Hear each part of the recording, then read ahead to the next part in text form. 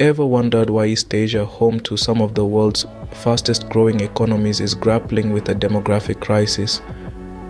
This question is far from rhetorical.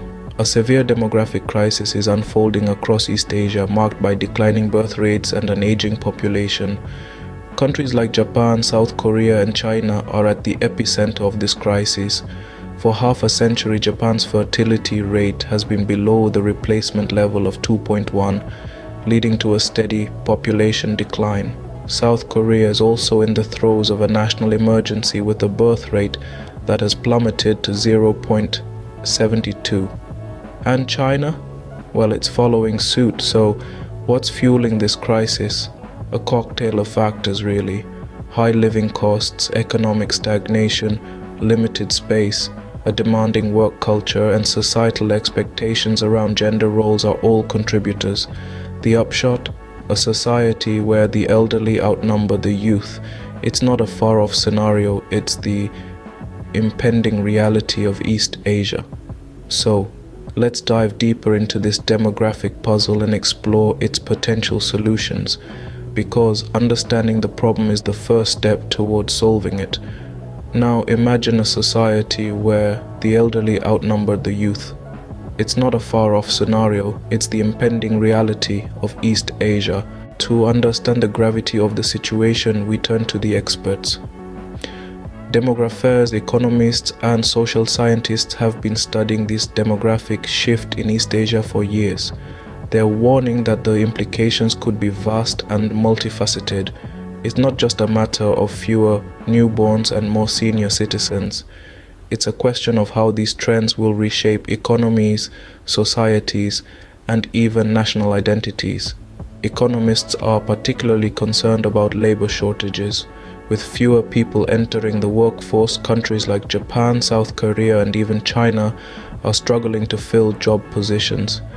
This shortage is not only impacting industrial output but also consumption patterns. Imagine a society where there are simply not enough people to drive economic growth. Furthermore, social scientists highlight the strain on welfare systems. As the number of retirees grows, so too does the demand for pensions and healthcare. Governments are being called upon to spend more of their resources on an aging population. But where will these resources come from? That's a question that policymakers are grappling with. But it's not all doom and gloom. Some experts see opportunities amidst the challenges. An aging population, they argue, could lead to a surge in industries related to elderly care and health. It could also force societies to rethink work-life balance, gender roles, and family structures. However, the consensus is clear. The demographic crisis in East Asia is not just a social issue. It's an economic ticking time bomb. It's a challenge that will require innovative solutions, societal adjustments, and perhaps most importantly, a willingness to confront long-held norms and expectations. As our experts have shown, the demographic crisis is not just a social issue. It's an economic ticking time bomb. Behind these alarming statistics, there are real people and real lives affected. Every day, in the bustling cities and serene villages across East Asia, families grapple with the consequences of the unfolding demographic crisis. Let's take a moment to step into the shoes of these individuals to truly understand the human element of this complex issue. Imagine being a young couple in Tokyo, Japan, where the fertility rate has been below the replacement level of 2.1 for half a century. High living costs, limited space, and a demanding work culture are just a few of the hurdles you'd face. To start a family, you'd have to juggle these pressures, all while navigating societal expectations and changing gender roles. It's a balancing act that many find too daunting to take on, contributing to the continuous decline in the population. Or picture yourself living in Seoul, South Korea, where the birth rate has plummeted to a mere 0.72. Here, economic growth and changing societal norms have transformed family planning decisions. The struggle for work-life balance is a daily reality, with many choosing to delay or even forego parenthood. And it's not just the younger generation feeling the impact. As the workforce shrinks and the population ages, older citizens face their own set of challenges. In the thriving city-state of Singapore, for instance, a growing population of retirees strains government resources, with higher spending on pensions and healthcare becoming increasingly necessary. These stories paint a vivid picture of the human struggle behind the demographic crisis. They highlight the economic, social, and cultural factors that have shaped family planning decisions across the region. Yet amidst the challenges, there's a resilience that cannot be overlooked. Families are adapting, societies are evolving, and new norms are being formed. It's a testament to the human spirit, the ability to adapt and overcome, even in the face of daunting challenges. These stories remind us that at the heart of this crisis are people trying to navigate an uncertain future. Someone sees facing a crisis of this magnitude, are there any solutions on the horizon? This question has become central to discussions around East Asia's demographic crisis. As in any complex situation, there's no silver bullet, but a combination of strategies can offer hope. Government incentives for parenthood are one approach. This could involve financial support for families, tax benefits, or subsidized childcare.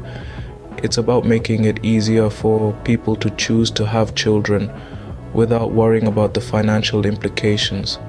Opening up to immigration is another strategy. Immigrants, especially those of working age, could help fill the labor shortages and contribute to the economy. Though this is a contentious issue, as it involves balancing societal acceptance with economic necessity.